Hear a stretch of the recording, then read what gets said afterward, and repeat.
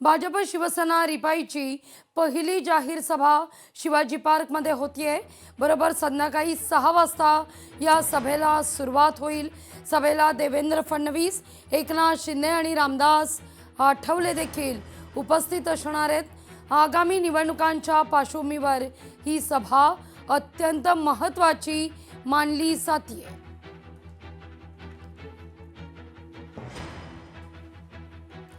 या सगळ्याचा आढावा घेतला आपले प्रतिनिधी उमेश करंजकर यांनी।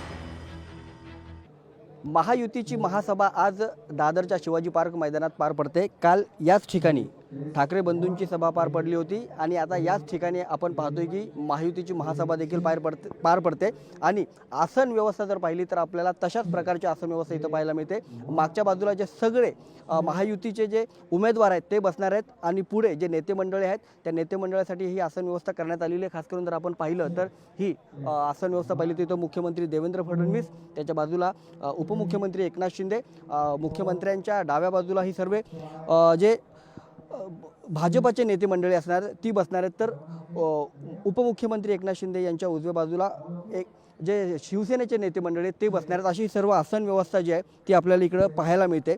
काल ठाकरे बंधूंनी जी तोप डागली होती खास करून भारतीय जनता पक्ष आणि थेट उपमुख्यमंत्री एकनाथ शिंदे आणि मुख्यमंत्री देवेंद्र फडणवीस यांच्यावर, याबाबत आज काय या सभेतून उत्तर मिळणार याकडे सगळ्यांचंच लक्ष आहे ते लागलेलं आहे। त्यासोबत शीतलताई आज महायुतीची महत्त्वाची सभा आहे।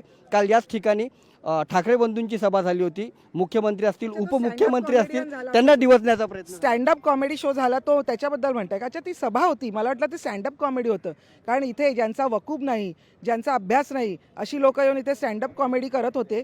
आज खरं तर मुंबईच्या लोकांचा जीवनमान उंचवण्यासाठी आपण काय करणार आहोत याच्याबद्दल त्यांना बोलायचं नाही आहे। कशा पद्धतीने, म्हणजे जे मुद्दे महापालिकेचे नाहीच आहेत त्या विषयावर यांना बोलायचं आहे। कारण यांनी महापालिका म्हणजे फक्त सोन्याची अंडी देणारी कोंबडी म्हणून बघितलेलं आहे आणि आपल्या मुलांचं भविष्य वाचवण्यासाठी ही दोन जण एकत्र आलेले आहेत। त्यांना मुंबईकरांबद्दल काहीही, आणि मराठी माणूस हे फक्त तोंडी लावणं आहे। तुम्ही लक्षात घ्या की जर तुम्हाला मराठी माणसाची एवढं चिंता होती तर तुम्ही वेगळे का झालात हो? तेव्हा मराठी माणसं नव्हती?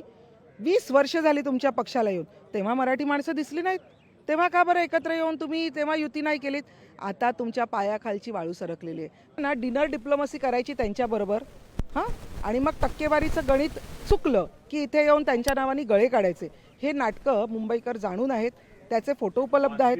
तुम्हाला सर्वांना माहिती आहे की त्यांनी किती वेळेला डिनर डिप्लोमसी केली आहे, किती बिझनेसमॅनच्या लग्नाला जाऊन नाचलेले आहे, ते सगळं माहिती आहे। त्याच्यामुळे जेव्हा त्यांना काहीतरी कमी मिळतात गोष्टी, तेव्हा ते इथे येऊन रडतात, तिथे येऊन रुदाली करतात। तर लोकांना हे माहिती आहे। उमेश करंजकर, लोकशाही मराठी, मुंबई। लोकशाही मराठी, ऐका, पहा, जागरूक रहा।